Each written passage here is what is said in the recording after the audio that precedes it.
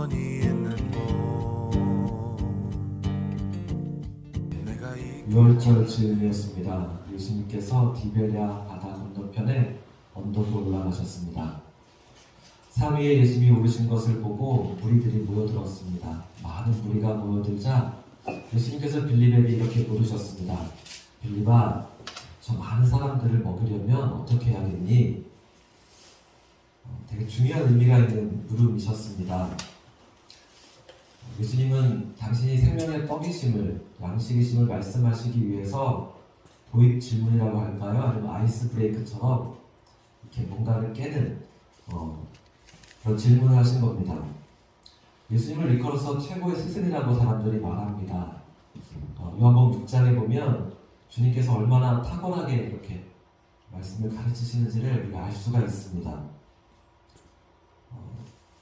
우리가 사실은 주님의 그 가르침의 방법도 배울 필요가 있는데 6장 말씀 쭉 보면 이렇게 가르치는 거구나 라고 하는 것도 배울 수가 있습니다.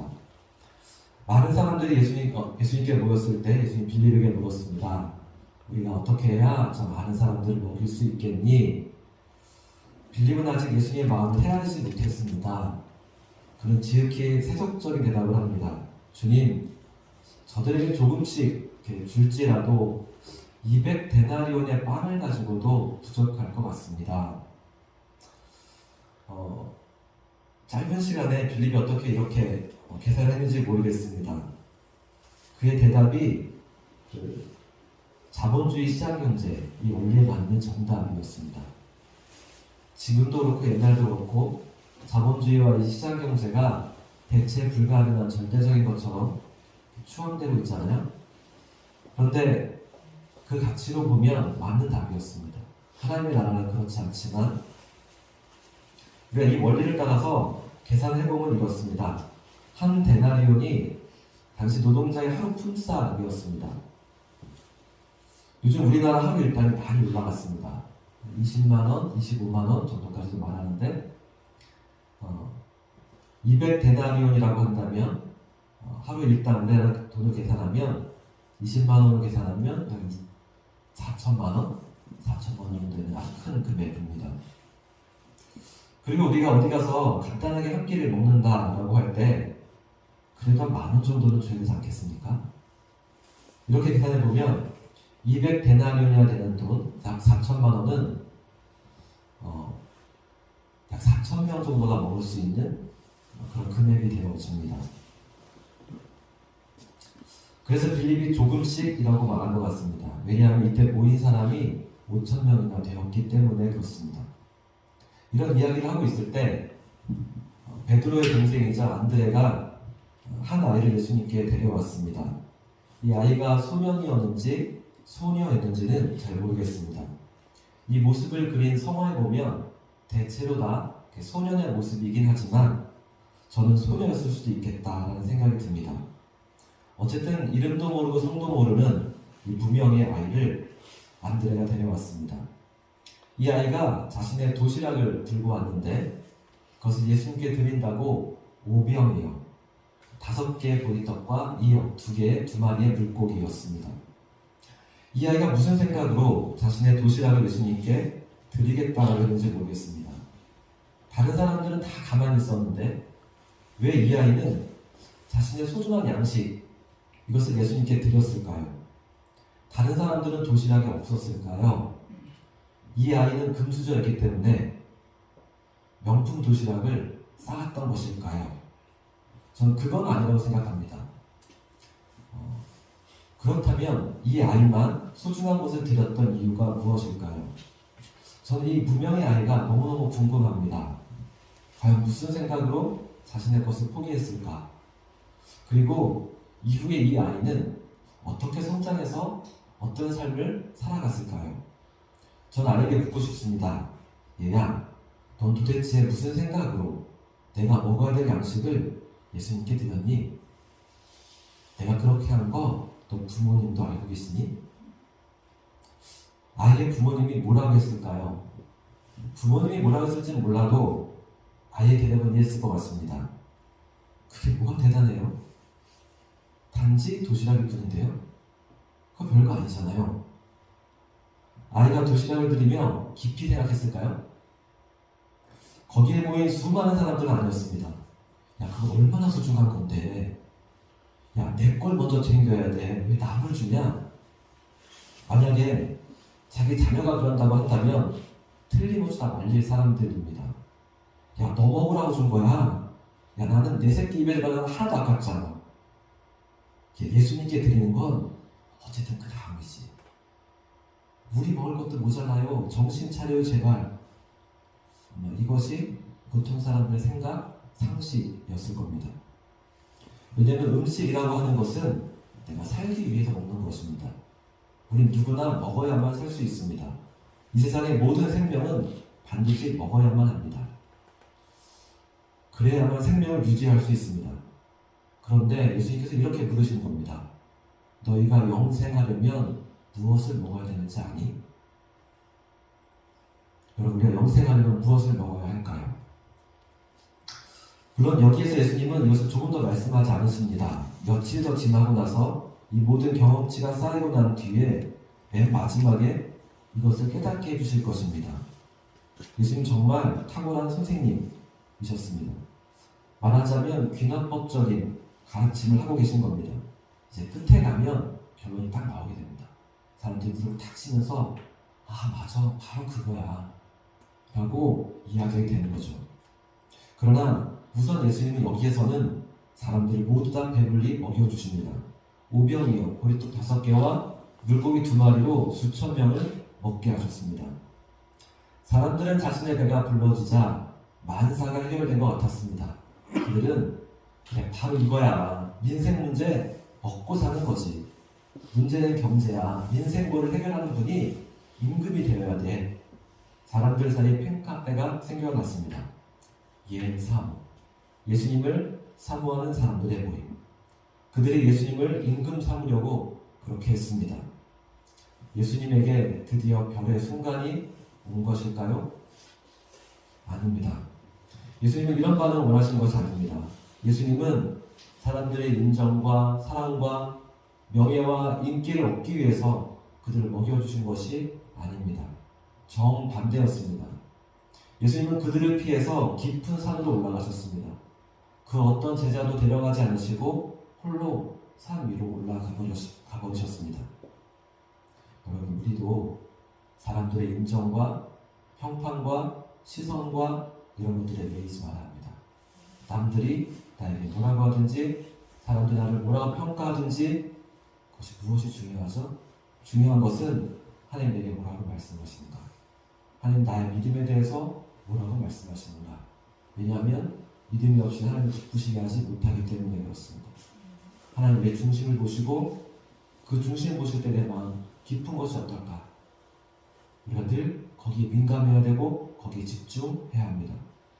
예수님은 팬이 아니라 제자를 부르셨습니다. 팬은 나의 기쁨과 나의 즐거움을 위해서 누군가를 좋아하는 것입니다. 제자는 스승의 가르침을 따라서 그대로 살아가려고 하는 사람들입니다.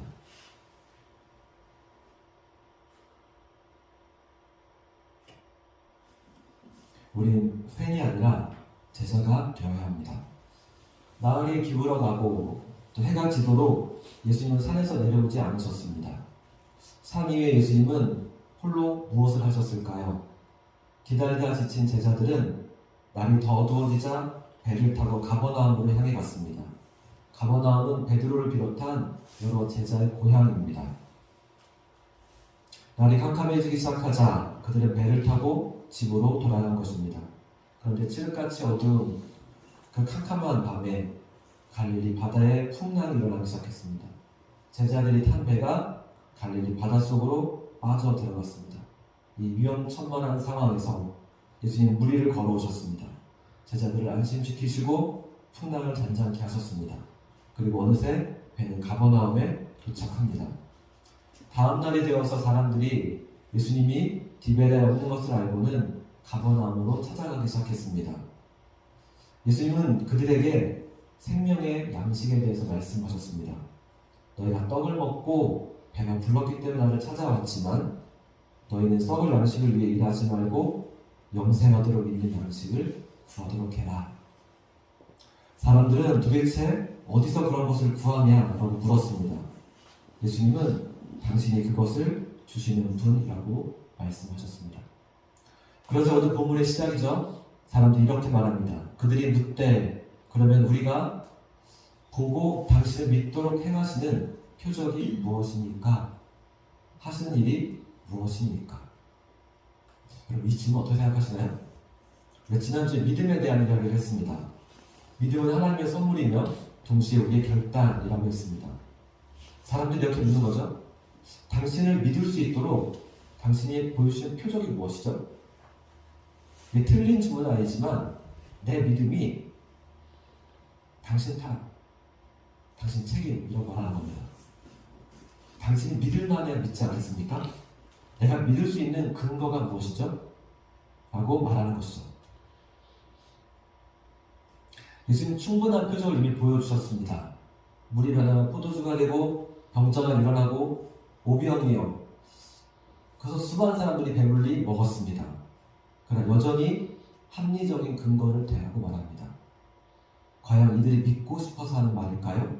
아니면 믿고 싶지 않아서 하는 말일까요? 이 사람들이 이치에 밝았던 것이 아니라 어리석고 용기가 없었던 것입니다. 무명의 아이는 표적을 보고 믿었을까요? 믿었기 때문에 놀라운 기적을 보았던 것일까요? 아이에게 물어보고 싶습니다. 야 꼬마야, 너 도시락 예수님께 드리고 나서 어땠니? 아마 이렇게 말하지 않을까요? 예상했던 대로요. 한마디로 끝내줬죠. 이 아이는 처음부터 배짱이 있었습니다. 자신의 모든 소유를 기꺼이 드리는 모험을 했고 그것이 위대한 결과를 낳았습니다. 여러분 무엇을 주저하고 계십니까? 정말로 믿음이 있으신 건가요? 그렇다면 우리의 알량한 도시락을 내려놓고 예수님의 살과 피를 먹어야 합니다. 예수님은 당신의 전부를 주신 분이십니다. 그분에게 무엇이 아까울 수 있겠습니까? 제가 대학원 공부할 때 광립교회 김선도 목사님께서 한 학기 수업을 진행하신 적이 있습니다. 현장 교수로서 실천신학의 이론과 실습을 가르쳐 주셨는데 당시 제 기억이 어느 교수님 못지않게 굉장히 파워의 강의를 잘 하시는구나 그런 생각이 들었습니다. 목사님이 본인 교회도 데려가시고 또 목회하는 거 세세한 것까지도 학생들을 자세하게 가르쳐 주셨던 기억이 납니다. 목사님이 한 가지 그런 말씀을 하셨습니다.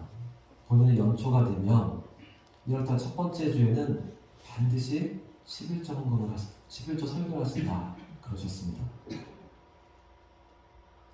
항상 똑같은 설교인데 나는 매해 첫 주에는 11조 설교를 해 라고 하셨습니다.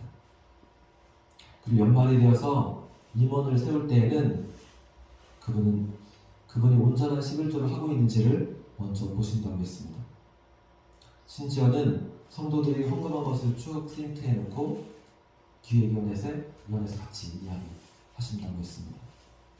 그러고 보면 제가 옛날 기억에 보면 연말에는 종종 교회가 헌금을 이렇게 붙여놓고 누가 얼마나 헌금했는지 이렇게 붙여놓았던 그런 기억들이 참 많이 납니다. 요즘은 헌금 설교하는 것조차 조심스러운 시대인데 그분들이 간이 컸던 것이 아니라 믿음이 컸던 것 같다는 생각을 하게 되었습니다. 한 아이의 헌신은 단지 이적의 시작이 아니라 예수님이 어떤 분인지를 보여주는 굉장한 계시의 시작이었습니다. 예수님이 이렇게 말씀하셨습니다. 내 아버지의 뜻은 아들을 보고 믿는 자마다 영생을 얻는 이것이니 마지막 날에 내가 이를 다시 살리리라. 나는 하늘에서 내려온 살아있는 떡이니 사람이 이 떡을 먹으면 영생하리라. 내가 줄 떡은 곧 세상의 생명을 위한 데 살이니라. 믿으시나요? 마지막 날에 나를 다시 살리실 그분. 새 하늘과 새 땅을 바라본다 라는 것은 위대한 헌신을 하는 것입니다. 믿기 때문에 지금 이 땅에서 다르게 살아가는 것입니다. 믿음의 결단을 해야 합니다. 실패를 두려워하지 말고 믿음의 꿈을 꾸고 도전해야 합니다. 이 어린아이처럼 그런 배짱이 있어야 합니다.